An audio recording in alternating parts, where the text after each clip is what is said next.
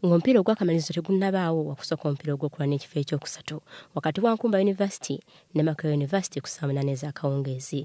Guno nga guwedde Kampala University ne Nkozi University bubeefuge ku ssaawa 10 ez'akawungeezi. Bakapiteeni ba ttiimu zombi n'abatendesi babeera mu kusitukira mu kikopo kino. Okudda ku sayidi yaffe nga Kampala University abaana bali mu mbeera nnungi ate bonna kintu kitambula bulungi tewali buzibu bwonna ate nga bali motivated. Nze nina ekyenjawulo kyenteeka mu basambi z'abasambi mbasembeza ze basambi nafuula baganda bange mbeera nabo benkumaakuma wandibadde wakuba mulimu abasingako obukulu ne experience nga Alani Katwe yeno kapiteeni naye yalaba nti nze waso ndi wa buvunaanyizibwa nnyo ekisooka ndi wa buvunaanyizibwa ate ekirala asanyi bange mbakumaakuma mbafuula baganda bange kati mu kisaawe obanga asambira muganda wo obanga ayamba ow'ekikakyo owa famireyo omupiira kati twagufuula ogwa famire Nkumba University ekyo kyokka kye kisobosezza kuva mu kibinja mpaka tutuuse ku final.